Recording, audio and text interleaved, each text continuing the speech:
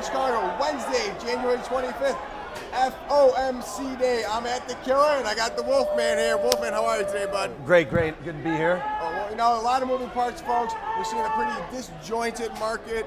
Obviously the S&P pretty elevated up here. We've seen a sensational run. But let's talk about this run, because at the end of the day, we've seen the 10-year still hunkered down at 2%. We have a lot of bond vigilantes talking about these rates moving. But I think the market did not expect this ECB move. Mario Draghi, the Italian head of the ECB, he really came out as essentially a QE1 that we saw here. It's essentially the lender of last resort, and they brought those funds to the market. However, there's a bit of a red flag, folks, and we're seeing these ECB overnight deposits by the Eurozone banks that took the money at 1%. They're putting it back to the ECB at 25%.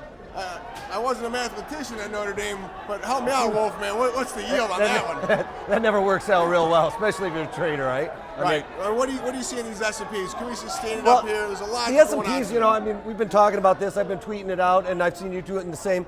That I think we're stuck in a holding pattern here. We either need to settle above 1312 or break below 1306 and really settle there to really see any type of movement. Otherwise, we're kind of stuck in a trough here. Now, it could all change depending on what the Fed says today, but I really don't see them doing anything. I think they're going to keep continuing to wait to see what these economic indicators come out and say before they even put their foots in their mouths again. And to add on to that, folks, the Fed's coming out with their new communication tools today, and we've had a lot of talk about that. It's kind of the buzz around here in these pits. What is the Fed going to say? And we actually envision, the Fed just taking a test drive today, not really coming out with quantitative easing. Because at the end of the day, folks, they are waiting to see what happens in Europe. They are waiting to see more data here domestically. But right now, in these ag pits behind it, let's talk about the corn, and we're seeing these commodities possibly anticipating more QE3. Break it down for us. The commodities are. The corn never really seems to be correlated to the dollar as much as I would like it to, but we kind of bumped up against this 1635. It seems to start being a macro resistance area.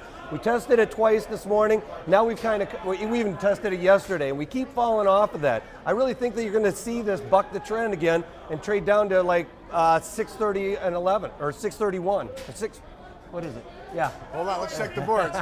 Let's check the board. There we go. Yeah, we're going to come down to 611. Okay. Sorry, so 635 on the up end, 611 on the bottom. So you're foreseeing some volatility. And speaking of volatility, a lot of people are talking about how do you prepare for the Fed meeting. And I've got this question asked me on Twitter. So I called up one of the Nigerian brothers, the option monster folks, and Pete was great. And I said, you know what, Pete, I'm really looking to capitalize on this. I'm a futures guy. I like to trade the ETFs. But how can the average person get in before the Fed meeting? So he suggested a call spread, a $5 call spread in that TLT. Right now it's currently around that 116. A $5 call spread will cost you about $1.50, and you can capitalize on upside momentum. And the TLT is betting that the 10-year yield is going to come down, prices going up. Now, conversely, if you're a bond vigilante, you would want to get long the TBT. However, we're not in that camp right now. But a lot to deal with today. We have a lot of information. Final thoughts on what is Ben Bernanke actually going to say, because the whole format is a little bit mixed up.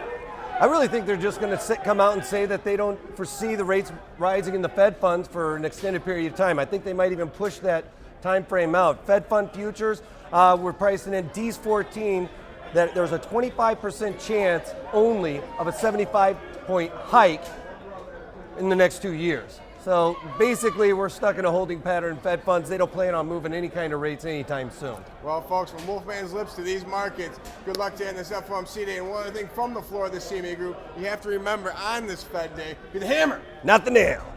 Take that. Baby girl, I think we need to sit and talk.